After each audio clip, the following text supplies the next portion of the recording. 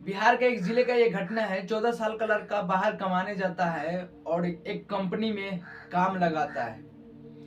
काम लगाने के बाद लगभग काम करने लगता है और उसी में एक औरत भी थी, लगभग वो 35 साल की थी। और जान पहचान करने के बाद वो औरत ने कहा कि हमें तुम चाची कह सकते हो। तो उसने जैसे कि अपनापन दिखाया, तो प्रियांशु ने भी उसको चाची कहना स्टार्ट कर दिया।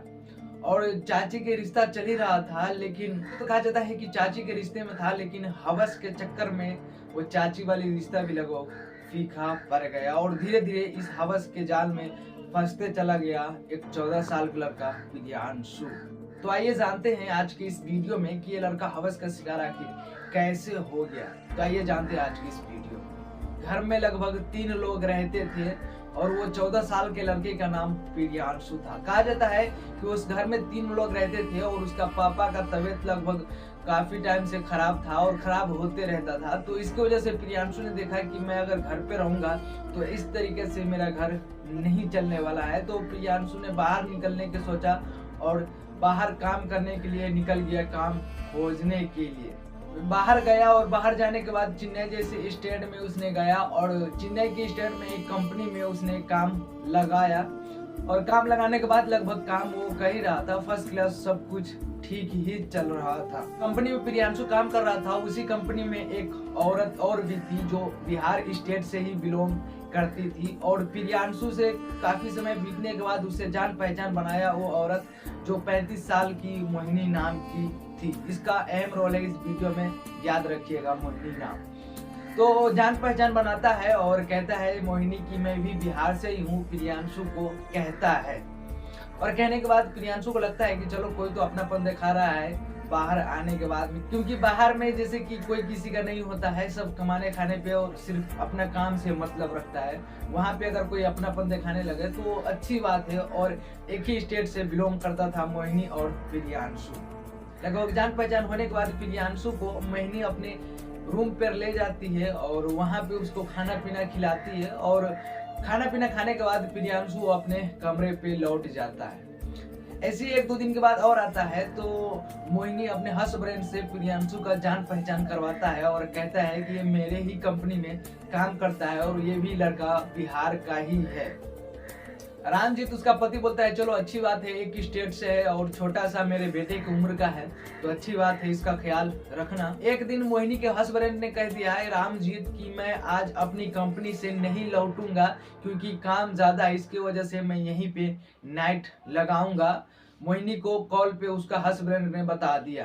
तो उसके बाद मोहिनी ने कहा कि मैं प्रियांशु को लेकर के मैं अपने एक ही कमरे पे ले जाता हूँ प्रियांशु को और वहीं पे रख लूंगा। तो उसका हस्बैंड ने कहा चलो कोई बात नहीं है, रख लेना।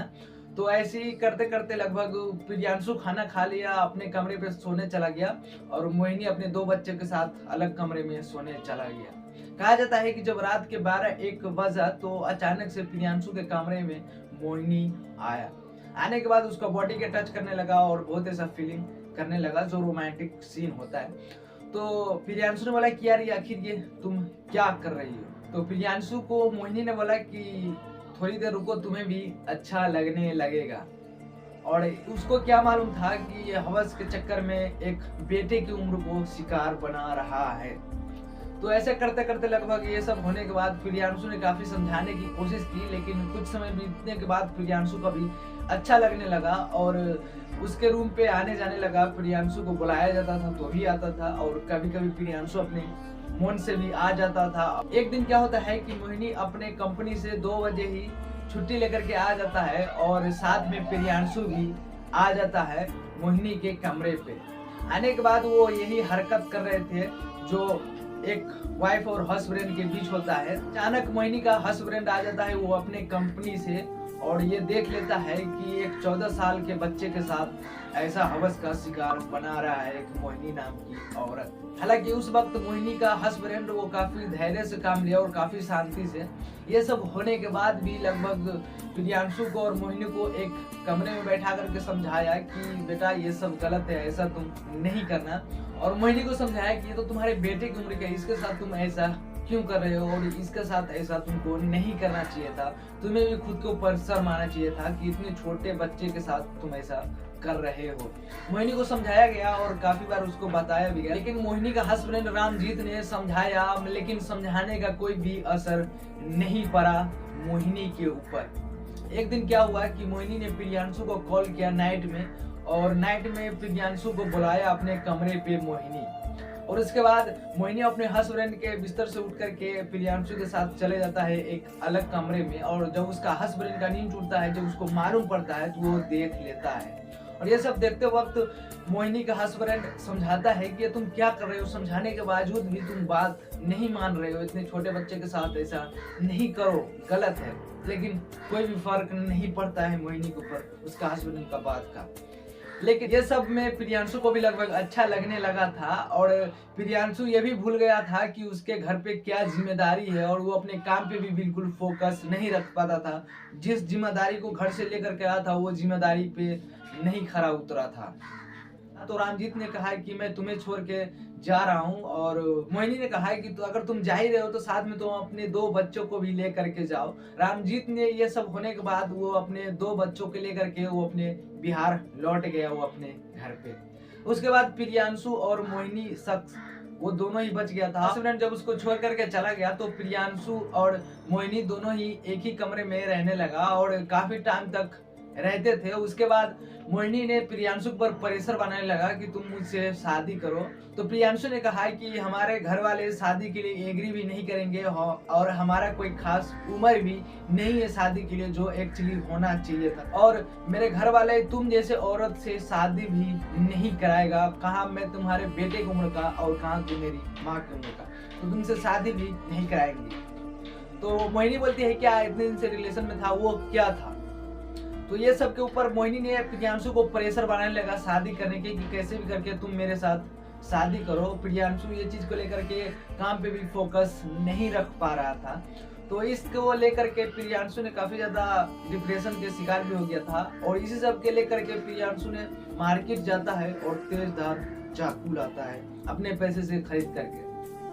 और मैंने पहले कहा था कि दोनों एक ही कमरे में रह रहे थे। तो जब प्रियांशु चाकू खरीद के लाया तो उस दिन वो काम पे गया ही नहीं था, पहले ही वो कमरे पे बैठा हुआ था, रिलैक्स कर रहा था। जब मोहिनी काम पर जाता है तो खाना पीना खाने के बाद जो अपने कमरे में जाता है हो जाता है, और जब 12-1 बजता है तो प्रियांशु तेज धार चाकू से उसका अलग अलग बॉडी के पार्ट पे अटैक कर देता है और उसका हत्या कर देता है। प्रियांशु को लगता है कि इससे हमें कुछ हद तक छुटकारा मिल जाएगा, लेकिन ऐसा हुआ नहीं। प्रियांशु ने उसको हत्या करके वो अपने कमरे पे रात को ही लौट जाता है, और जब दिन को सुबह होता है तो जो कमरे में हत्या हुआ था मोहिनी का वो दरवाजा खुला हुआ था। तो जब बगल वाले ने देखा, तो जब आकर के देखा तो पता चला कि इसका हत्या हो चुका है। और ये सब होने के बाद जब मोहिनी का हस्बैंड रामजीत से पूछताछ की तो उसने बताया कि ऐसे ऐसे एक बात है, एक 14 साल के लड़के से संबंध बनाया था, एक बिहार का ही शख्स था, उसके साथ रिलेशन में था, और ऐसे ऐसे की बात है। हालांकि प्रियांशु को सुधार केंद्र के जेल में रख दिया गया है। और एक चीज यहाँ पे देखने वाली बात है कि समाज में कितना ज्यादा हवस का शिकार है, जैसे कि ये चीज भी गलत है, मोहिनी को भी इस बात का ख्याल रखना चाहिए। और दूसरी बात कि यह सब होने के बाद भी